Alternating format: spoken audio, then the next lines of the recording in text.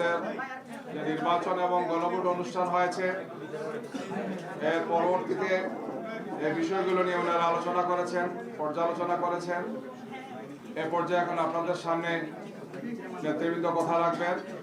আজকের এই press briefing এ উপস্থিত আছেন বাংলাদেশ জামাত ইসলামীর আমিরে জামাত জনাব ডাক্তার শফিকুর রহমান, বাংলাদেশ খেলাফত মজলিসের আমির আল্লামা মামুনুল হক, এনসিপির আহ্বায়ক নাহিদ ইসলাম এবং অন্যান্য সব দলেরই শীর্ষ নেতৃবৃন্দ এখানে আছেন। বাংলাদেশ জামাত ইসলামীর সেক্রেটারি জেনারেল নায়েবে আমিরবৃন্দ সহ আমাদের সব কেন্দ্রীয় নেতৃবৃন্দ এখানে উপস্থিত আছেন, আপনারা সবাইকে দেখতে পাচ্ছি। এই পর্যায়ে বাংলাদেশ জামাত ইসলামীর আমির ডক্টর শফিকুর রহমান 11 দলের পক্ষ থেকে তিনি আপনাদের সামনে বক্তব্য রাখছেন। জনাব ডক্টর শফিকুর রহমান।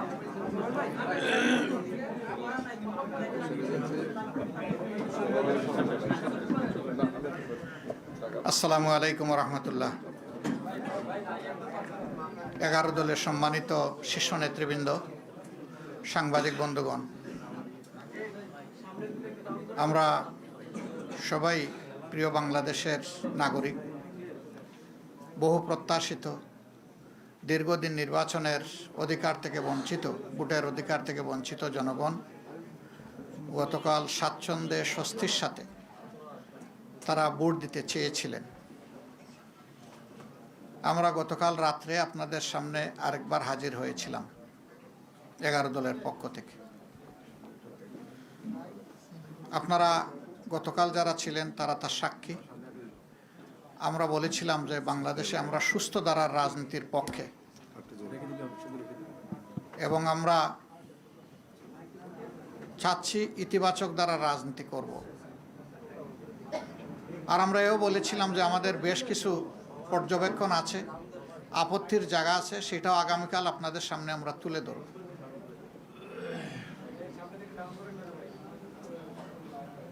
নির্বাচন মানে হার জিতের ব্যাপার থাকবে, স্বাভাবিক। সেই হার জিতটা যদি স্বাভাবিকভাবে হয় তাহলে কারো সেখানে বড় কোনো আপত্তি থাকে না, সবাই সাধারণত মেনে নেয়। কিন্তু যদি সেখানে বড় ধরনের কোনো বৈষম্য অথবা ইরেগুলারিটিস হয়ে থাকে, অনিয়ম হয়ে থাকে, তাহলে স্বাভাবিকভাবেই এটা প্রশ্ন তৈরি করে। আমরা আমাদের পক্ষ থেকে গতকাল এই ইতিবাচক দৃষ্টিভঙ্গি জানানোর পরেও আপনারা লক্ষ্য করেছেন নিশ্চয়ই, আজকে বাংলাদেশের বিভিন্ন জায়গায় 11 দলীয় নির্বাচনী অক্ষের কর্মী, সমর্থক, এজেন্ট, ভোটার বিভিন্ন জায়গায় বাড়িতে বাড়িতে হামলা হচ্ছে, ব্যক্তির উপর হামলা হচ্ছে, আগুন ধরিয়ে দেওয়া হচ্ছে বাড়িতে। এটা তো ফেসিবাদী তৎপরতা। যে ফেসিবাদের ধ্বংসস্তূপের উপর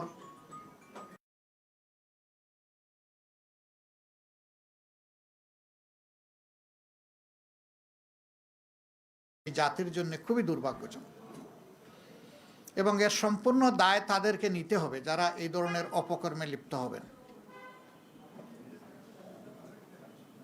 আমরা চাইলেও যদি তারা ইতিবাচক দ্বারা রাজনীতি না চান, তাহলে আমরা জোর করে ইতিবাচক রাজনীতি করতে পারবো না।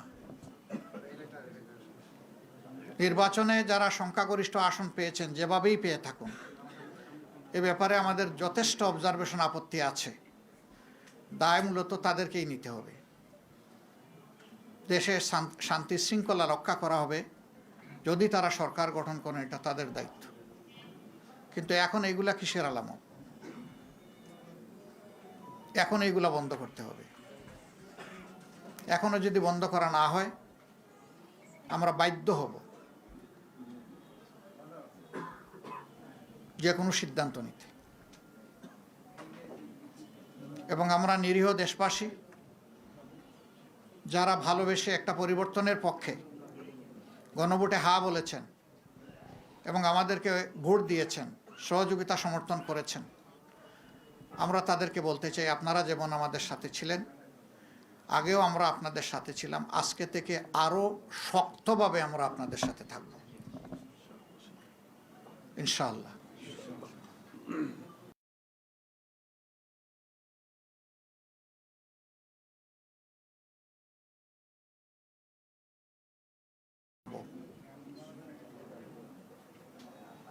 বেশ কিছু জায়গায় আপনারা লক্ষ্য করেছেন কালকে নির্বাচনী সম্প্রচার যখন হয় ফলাফল হঠাৎ করে বন্ধ।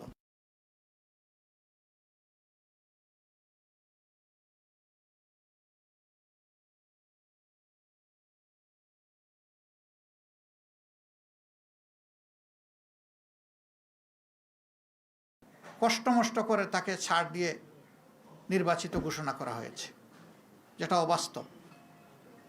আবার আমাদের কাছে ডকুমেন্ট আছে, বিভিন্ন জায়গায় রেজাল্ট শিটের উপর কষামাজা করা হয়েছে।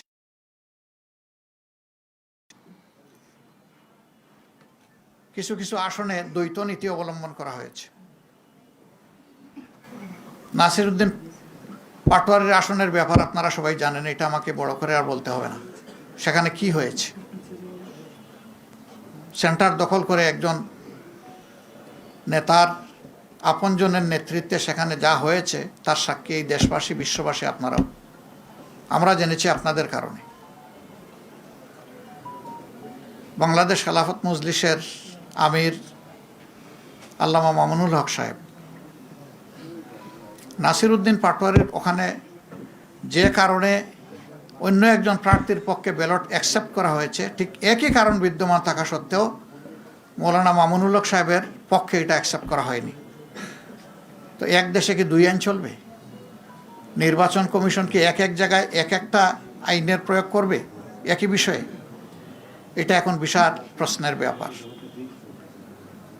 আমাদের সেক্রেটারি জেনারেল সহ বেশ কিছু আসনে এই ধরনের ব্যাপার আছে।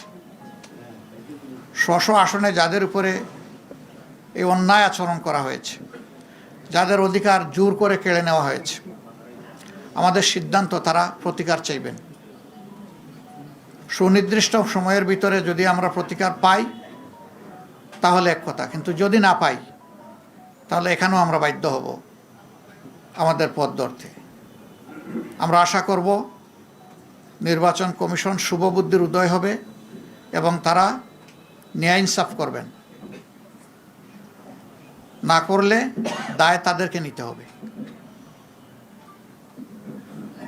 আমরা এখনো বলবো, দেশকে আমরা ভালোবাসি, ভালোবাসার জায়গা থেকে আমরা দেশের শান্তি শৃঙ্খলা এবং দেশের ঐক্য চাই। আমাদের স্লোগানই ছিল ঐক্যবদ্ধ বাংলাদেশ। ঐক্যবদ্ধ বাংলাদেশে থাকতে হলে পরস্পরকে সম্মান করেই থাকতে হবে। এখানে কেউ রাজা নয় আর বাকিরা প্রজা নয়। এখানে কেউ মালিক নয়, বাকিরা তাদের অধীনস্থ নয়। এখানে সকলেই বাংলাদেশের একই সংবিধানের অধীনে সমান অধিকার তারা ভোগ করবেন। অতীতে ফ্যাসিবাদের বিরুদ্ধে আমাদের লড়াই হয়েছে। আমরা আশা করেছিলাম যে এই কালো অধ্যায়ের অবসান হোক, কিন্তু যদি আবার এটা ফিরে আসে আমরা লড়ে যাব, আমরা থামবো না ইনশাআল্লাহ। এখানে কোনো ছাড় দেব না। দেশের জনগণের, ফ্যাসিবাদ আমাদের বিরুদ্ধে না, ফ্যাসিবাদ দেশবাসীর বিরুদ্ধে। ফ্যাসিবাদের ডেমোক্রেসি, একটা গণতন্ত্রের বিকাশ ঘটে না। সারা বিশ্ব থেকে এখানে পর্যবেক্ষকরা এসেছিলেন, তারা সময় দিয়েছেন, ঘুরেছেন, দেখেছেন।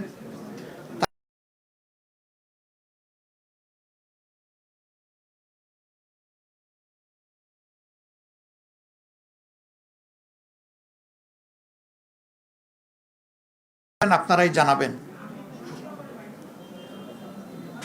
সম্মানিত বন্ধুগণ, আমরা চাই দেশে পুরানো ধারার সেই কালো অধ্যায়ের রাজনীতি আর না হোক, নতুন ধারার সুস্থ রাজনীতি চালু হোক। এবং এখানে সবাইকে দায়িত্বশীল আচরণ করতে হবে। দায়িত্ব জ্ঞানহীন কোনো আচরণ জাতি দেখতেও চায় না, সহ্যও করবে না। আমাদের তরুণ সমাজ যারা বুকের রক্ত দিয়ে, জীবন দিয়ে আমাদের উপরে এই আমানত রেখেছে, আমরা কথা দিচ্ছি, আমরা নির্বাচনের আগে যা বলেছি তা বাস্তবায়ন না হওয়া পর্যন্ত আমাদের লড়াই অব্যাহত থাকবে। আমাদের নারী সমাজের অধিকার এবং তাদের নিরাপত্তা নির্বাচনের আগে বিঘ্নিত হয়েছে। আমরা তাদের অধিকার নিরাপত্তার পক্ষে লড়ে যাব, আমরা ছাড় দেব না। আমরা বাংলাদেশের প্রত্যেকটি নাগরিকের পক্ষে আছি। আমরা কোনো দলের পক্ষে নয়, গোষ্ঠীর পক্ষে নয়। আমাদের অবস্থান আপামর জনগণের পক্ষে। এই জায়গা থেকে চুল পরিমাণ সরার আমাদের কোনো সুযোগ নেই। দেশবাসী আমাদের ইন্টেনশন দেখেছেন। আমরা গতকালকেই বলেছিলাম, আমাদের ভদ্রতাকে, ইতিবাচক দৃষ্টিভঙ্গিকে কেউ যদি দুর্বলতা মনে করেন, তারা নিজের উপরে জুলুম করবেন। এটা আমাদের দুর্বলতা নয়, এটা ছিল আমাদের উদারতা। উদারতাকে দুর্বলতা মনে করলে বিপত্তি তাদের জন্যই ঘটবে যারা মনে করবে। আমরা বিনয়ের সাথে বলবো, এই সমস্ত অপকর্ম এখন বন্ধ করুন, এখন, রাইট না। আমরা আপনাদের সদিচ্ছা দেখতে চাই। নিশ্চয়ই আপনাদের নেতৃত্ব আছে, কমান্ড আছে, আমরা তার বাস্তবায়ন দেখতে চাই। আমরা এই সমস্ত ঘটনা যেগুলা ঘটেছে গতকাল থেকে আজ পর্যন্ত, সবগুলার আমরা তীব্র নিন্দা জানাই এবং আমরা এটার প্রতিকার চাই। আমরা প্রতিশোধের রাজনীতিতে বিশ্বাসী নই, কিন্তু প্রতিকার পাওয়ার এবং নেওয়ার আমাদের অধিকার আছে। আমরা আশা করব জাতির সেন্টিমেন্টের প্রতি সম্মান রেখে নির্বাচনে অনিয়ম, দুর্নীতি, মাসুল পাওয়ার, কালো টাকা যাই হয়েছে, এইটার প্রতিকার আমরা কিভাবে চাইব, নিয়মতান্ত্রিকভাবে আমাদেরকে চলতে দেন।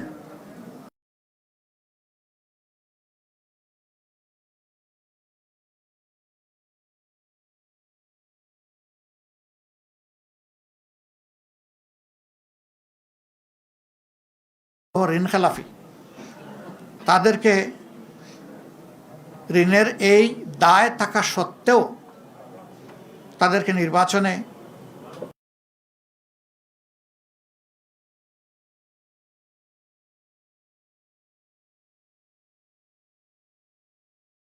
এর বিরুদ্ধে আমাদের প্রতিবাদ অব্যাহত থাকবে। নির্বাচন কমিশনকে আমরা অনুরোধ জানাবো, আরপিও যেটা খাবার করে না, এরকম যারাই নির্বাচিত হয়েছেন তাদেরকে মেহরবানি করে তাদের ফলাফল স্থগিত রেখে এই ব্যাপারে আগে সুরাহা করুন, তারপরে আপনারা আগান। দ্রুত সুরাহা করলে দ্রুত গাইতে পারবেন, কোনো সমস্যা নাই, আমরা সহযোগিতা করব। কিন্তু এর সুরাহা হওয়া উচিত। যারা এই ঋণ খেলাপি হয়েছেন, এটা এক ধরনের অপরাধ। তাদেরকে আরপিওর আন্ডারে সুযোগ দেওয়া হয়েছে, সেইটা তারা গ্রহণ করেন নাই। তারা গ্রহণ করলে আমাদের আজকে এই কথাগুলো বলার দরকার হতো না। অনেকে ঋণ খেলাপির তথ্য গোপন করেছেন, সেইটাকে অবলীলায় এড়িয়ে যাওয়া হয়েছে। দৃষ্টি আকর্ষণ করা সত্ত্বেও ক্ষেত্রবিশেষে সেইগুলো আমলে নেওয়া হয়নি। স্পষ্টভাবে এটা আরপিওর ভায়োলেশন, আমরা সেই ভায়োলেশন দেখতে চাই না।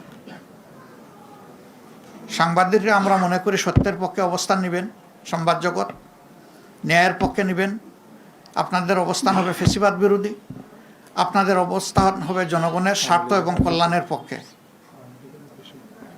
এটা এখন বলছি না। আমরা এটাও লক্ষ্য করছি, আমরা সুনির্দিষ্ট এখনই বলতে চাচ্ছি না, কোনো জায়গায় ফ্যাসিবাদীদেরকে ঘোষণা দিয়ে এখন পুনর্বাসন করা হচ্ছে। নির্বাচনী প্রচারণার সময় তা লক্ষ্য করেছি।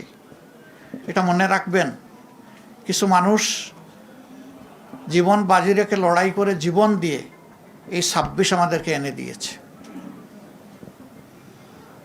২৪-এর আকাঙ্ক্ষার সাথে যে কেউ অপমানজনক আচরণ করবেন, জাতি তাদেরকে ক্ষমা করবে না, বিশেষ করে যুব সমাজ তাদেরকে ক্ষমা করবে না। আমরা অনুরোধ করব ২৪-এর আকাঙ্ক্ষাকে যেন ধারণ করা হয়। এরপরে গণভোটের ব্যাপারে আমাদের স্পষ্ট বক্তব্য। সংখ্যাগরিষ্ঠ ভোটার রায় দিয়েছে গণভোটের পক্ষে, অবশ্যই তা বাস্তবায়ন করতে হবে। এর কোনো ব্যতিক্রম আমরা দেখতে চাই না। পচা রাজনীতির পরিবর্তনের জন্যই ছিল এই গণভোট। নতুন দ্বারা সুস্থ রাজনীতির পক্ষেই গণভোট। গণভোটে হা বিজয়ী হয়েছে, এখন বাস্তবায়ন করা যারাই সরকার গঠন করবেন তাদের দায়িত্ব। তারা যদি বাস্তবায়নের উদ্যোগ নেন, আমরা সর্বাত্মক সহযোগিতা করব। কেউ যদি এড়িয়ে চলতে চান, আমরা এ বিষয়ে অবশ্যই আমাদের কণ্ঠ থেমে থাকবে না, আমরা আমাদের দায়িত্ব পালন করব।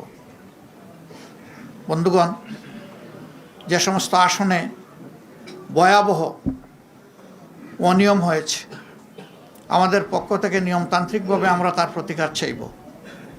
কিন্তু হাস্যস্কর, এত কিছু করার পরেও একটা পক্ষ তারা সন্তুষ্ট হতে পারছেন না।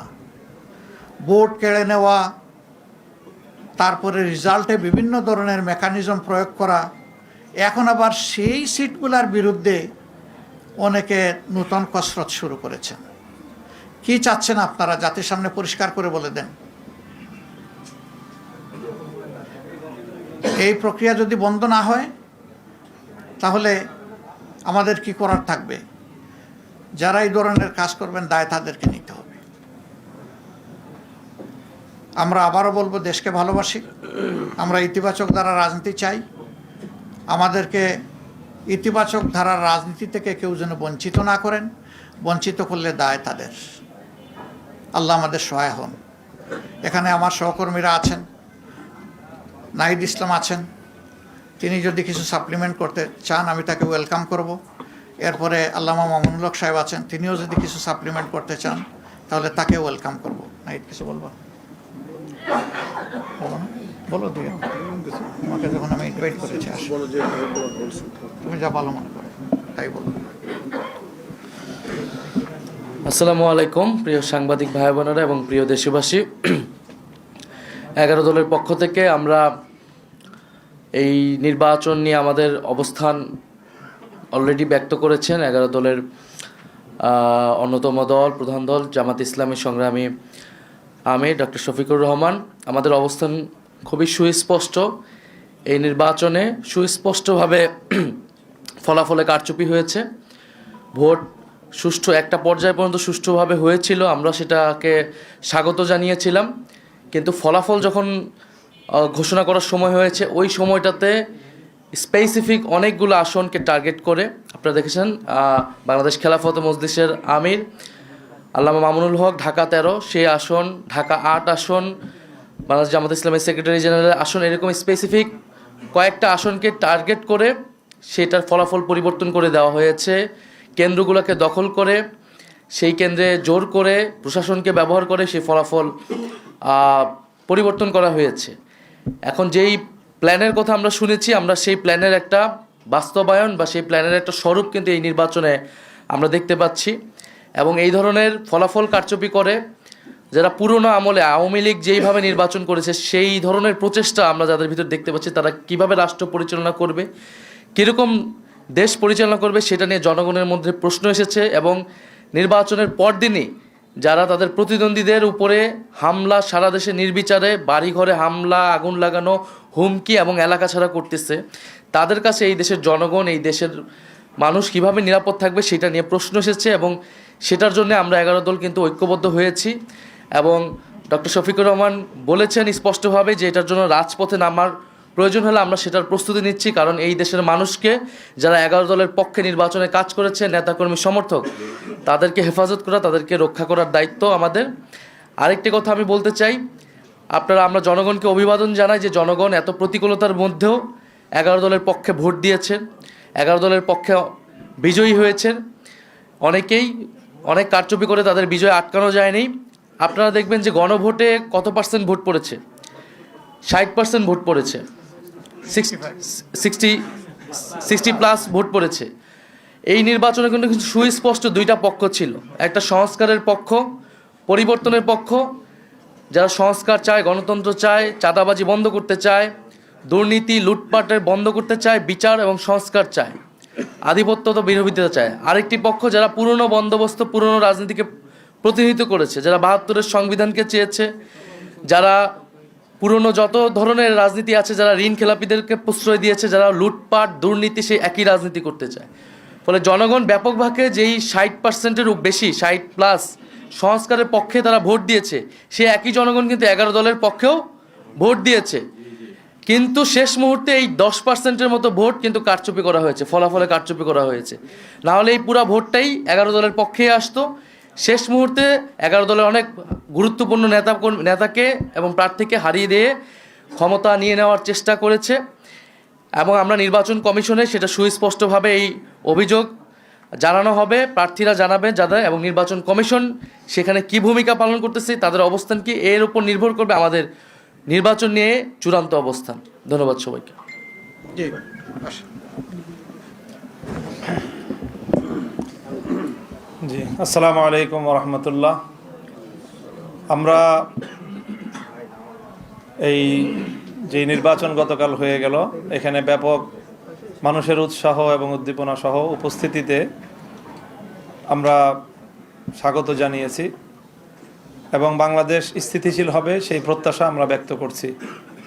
স্বাভাবিকভাবেই স্থিতিশীলতার জন্য যারা এই মুহূর্তে বিজয়ী ঘোষণা করা হয়েছে, যাদেরকে বাংলাদেশের স্থিতিশীলতা রক্ষা করা তাদের প্রধান দায়িত্ব, তারাই যদি দেশকে অস্থিতিশীলতার দিকে ঠেলে দেয় তাহলে দেশের জন্য সেটা হবে সবচেয়ে হতাশাজনক বিষয় এবং উদ্ভূত পরিস্থিতির জন্য সম্পূর্ণ দায় তাদেরকেই নিতে হবে।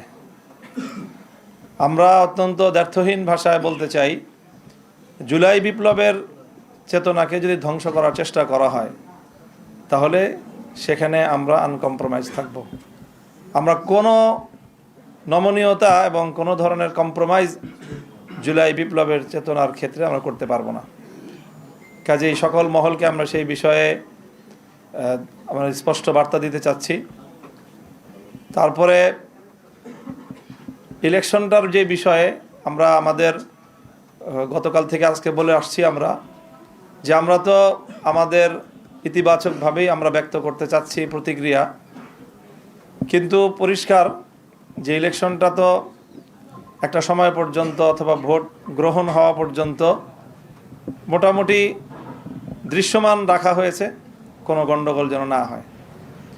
কিন্তু ভোট গণনা শুরু হওয়ার পর থেকেই আমাদের কাছে একেবারেই দিবালোকের ন্যায় স্পষ্ট যে ভোট গ্রহণটা যেভাবে হয়েছে, ভোট গণনাটা তার সম্পূর্ণ উল্টোভাবে হয়েছে এবং সেখানেই আগামীর বাংলাদেশের ভাগ্য এবং মানুষের জনরায়ের প্রতি চরমভাবে অশ্রদ্ধা প্রদর্শন করা হয়েছে, অসম্মান করা হয়েছে।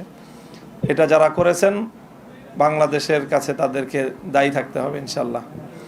এবং ইতিহাস বারবার ফিরে আসে, বাংলাদেশের মানুষ তাদের এই ব্যালটের অধিকার অবশ্যই তারা উদ্ধার করে ছাড়বে ইনশাল্লাহ, সেই প্রত্যয় আমরা ব্যক্ত করছি। জি, ধন্যবাদ।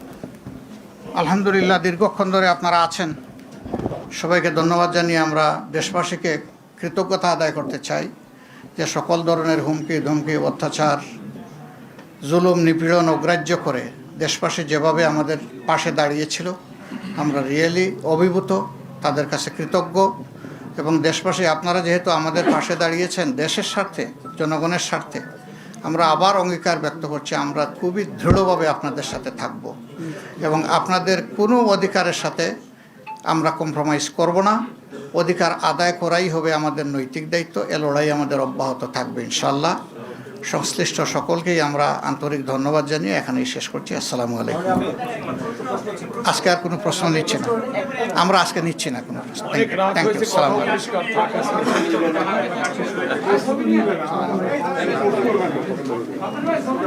এইটা জানি কার, এটা